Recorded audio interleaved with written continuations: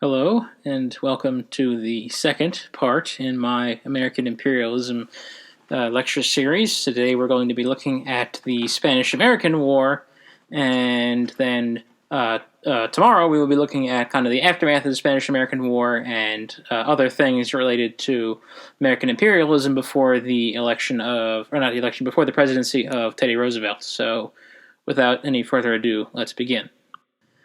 So the ball was kind of set rolling with the war when Cuba declared their independence from Spain in 1895.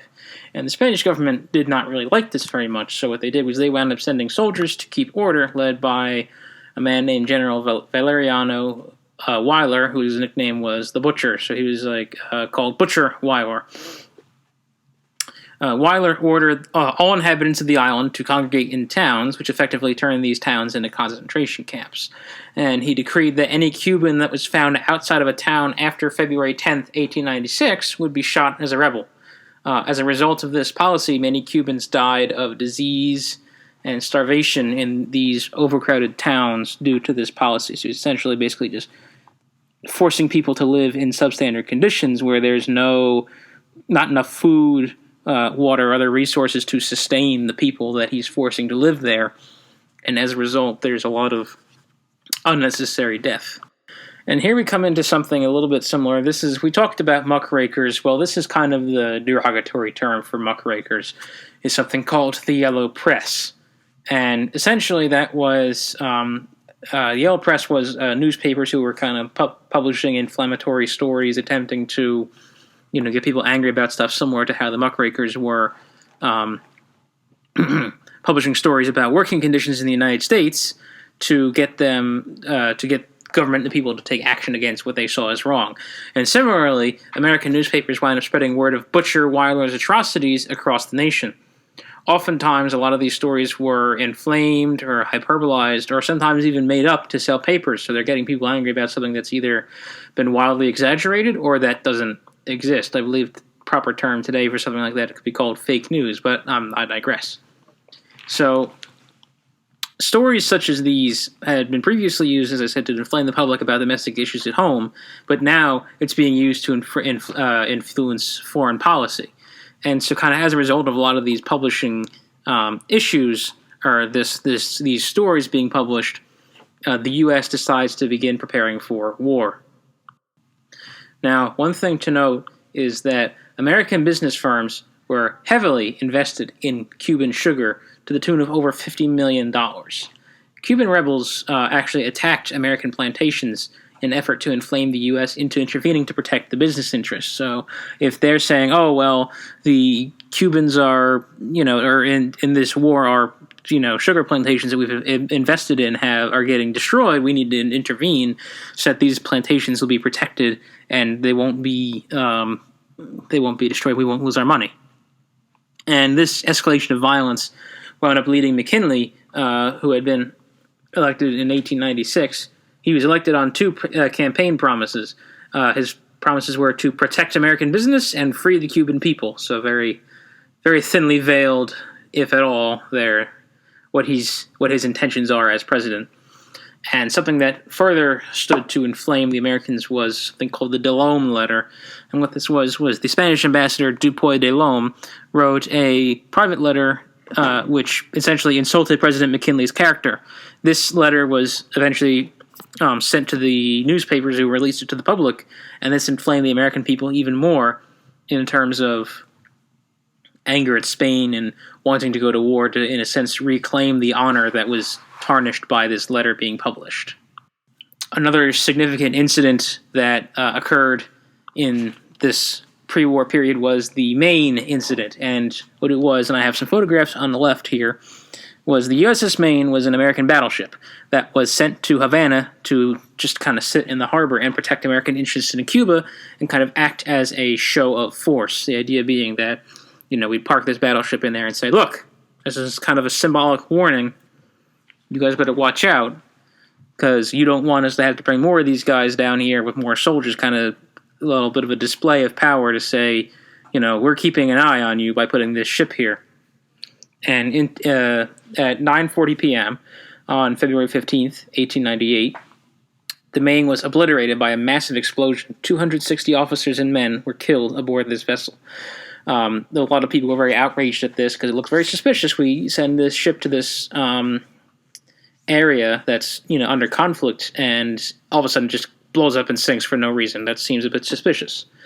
A Navy Court of Inquiry was convened to figure out what happened, and they initially reported that the ship was destroyed by an underwater mine, although it seems that later investigations concluded that the ship was destroyed because of an internal explosion, possibly from a steam leak in the ammunition magazine. This is, again, serves to inflame the public, because regardless of what actually happened, the Yellow Press was calling for war with the slogan, "Remember the Maine." You could see posters and pins. It's kind of like if you look at World War II, the whole phrase of "Remember Pearl Harbor, never forget" kind of thing. This was that version of that for the Spanish-American War. Was we needed to go to war to avenge the Maine, the sinking of the Maine. And interestingly, Theodore Roosevelt, who was then the Assistant Secretary of the Navy, ordered that the American Pacific Fleet prepare for war. And what's interesting is that he was the Assistant Secretary of the Navy, so he wasn't officially in charge. What happened was one day the Secretary of the Navy took a sick day, and he wasn't in the office, which meant that Teddy Roosevelt, as the assistant, was officially in charge of the Navy. And so he used that authority for that one day that the actual secretary was out to issue this order. And when the real secretary came back, he was like, "What did you do?" Because he's like, "You're gonna inflame more, and we're gonna get into a war if you try to, start things that don't need to be started." So he was a little bit angry at Teddy Roosevelt for that. Although, as we see, it wasn't terribly a bad idea with what happened next. So on April 11th. President McKinley went to Congress to ask for a declaration of war. And this war wound up only lasting a few months, but saw quite a bit of action. So in the Pacific, the fleet that Teddy Roosevelt told to get ready to go to war attacked the much larger Spanish fleet, which had been anchored in the Philippines, and won a stunning victory. They invaded the port at night, and they essentially caught the Spanish while they were asleep. And additionally, the American ships, if I recall, were equipped with electric spotlights, which meant that they could illuminate their Spanish targets much easier than the Spanish, who only had these small kind of pinpoints of light to go on since it's pitch black. So their gunnery was much more active. They had the element of surprise. And so they were able to sink ships much faster than the Spanish could, and as a result won a stunning victory against them in this battle. Additionally, the most famous, I would say, aspect of the Spanish-American War was Teddy Roosevelt's Rough Riders. What happened was he went to Texas, and he named himself lieutenant of a division of cavalry that was training in San Antonio. Cavalry is soldiers who are mounted on horseback. This regiment was made up largely of an interesting combination, I'd say, of Western lawmen, outlaws, as well as Eastern polo players and steeplechase riders. So generally, it's like, if you could ride a horse, you were going to get involved in this. So that was kind of the whole point, was they would get people who had background experience of riding horses, and they would join the cavalry. And, they would be taught to shoot later on. That would be kind of ancillary, since these people already had a solid knowledge of how to ride horses and take care of horses, so that was why they were chosen. This unit would actually serve with a lot of valor and distinction in the Battle for Santiago de Cuba, which is a city in Cuba, in which they charged dismounted of both Kettle Hill and San Juan Hill, defeating the Spanish forces entrenched on the hill. Now, dismounted means they attacked without their horses. They actually left their horses in Florida when they were sent over. So they're fighting dismounted as just regular infantry. With the exception of Teddy Roosevelt, he actually apparently did fight with his horse during these two battles and was an inspiration to his men. And everybody wonders during the aftermath of this how he did not get shot. This is literally the only man on this hill riding a horse. And I would think, as the Spanish, they would see one man riding a horse shouting at a bunch of other infantry guys crawling on the ground, and would see that and say, "Hey, that guy looks important. Maybe we should shoot him." I don't know. That's a little bit of my theory. But he did not. He survived the battles without a scratch, and he later on learned that Rough Rider persona, as you see in this photograph, he's standing in the middle with his glasses and mustache, would come to later kind of define his presidency and his personality. A lot of times you'll see him depicted as a soldier, dressed kind of similarly to the way he is, political cartoons and such, because that was kind of one of the main defining characteristics of his life, or defining events of his life, was that kind of leading that charge up San Juan Hill to defeat the Spanish and win the day during the war, showing how brave he is. He rushed on without a single doubt of fear. And so this victory wound up resulting in a crushing victory in a battle between the American and Spanish forces around Cuba, especially in the naval department. The Spanish fleet was attempting to evacuate Cuba and get away from the much larger American fleet, and they wound up being caught unawares in their escape and were destroyed. So now you have 2 Spanish fleets being sent to the bottom. Interestingly, that is more or less all we have to say about the Spanish-American War, because it's quite interesting in that the Spanish-American War was one of the shortest wars in American history, only lasting a few months. The entirety of the war resulted in only 385 casualties. Now, granted, you could say that's 385 more men than should have died, period. However, this number is a fraction of those who were lost in the Battle of Gettysburg, which is only one of the battles in the American Civil War. Granted, Gettysburg, both sides were counted as American. However, it is still interesting that in this other war, like the war kind of that we fought after the Civil War, was ridiculously shorter. It is so short as to boggle the mind. The future Secretary of State, John Hay, called it a splendid little war. You know, it was a nice little war. We fought it, and it was over. That was about it. No large amount of people died. We didn't stick it. Kind of just boasted the morale. This war also marked a change in American foreign policy. And it was kind of an interesting note because of the concessions that I'm about to mention. The idea of a nation born from colonial revolution, the original 13 colonies rebelling against Great Britain, was now out creating its own colonies. So kind of a little bit of an inception idea there of, you know, this country used to be made up of colonies that had been colonized by other nations, and now here they are making their own colonies.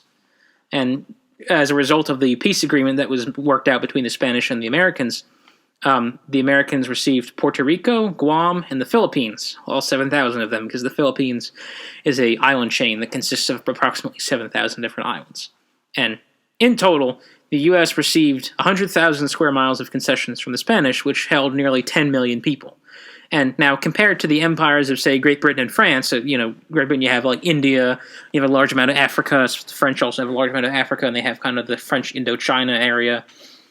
So, comparatively, this isn't really a huge amount of land that we're getting from the Spanish, but for a country that has not really forayed into the idea of colonialism as it stands to expanding to other places on the globe, not just on our continent here, it's a new thing for the United States. This is kind of a new concept. And this concept, as we're going to see in the next video, does not really sit well with a lot of Americans.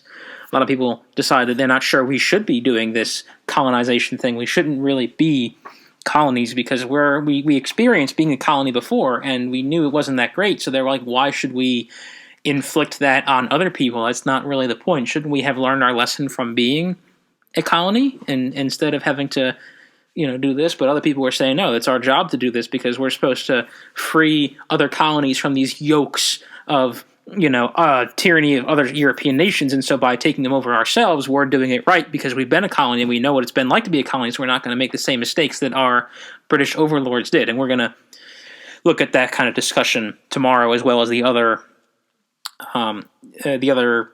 events that happened concerning American imperialism besides the war up until Teddy Roosevelt's presidency, and then we will continue with Teddy Roosevelt's presidency in the future. So that being said, thank you for listening in, and I do hope you enjoyed this video, and I will see you in the next one.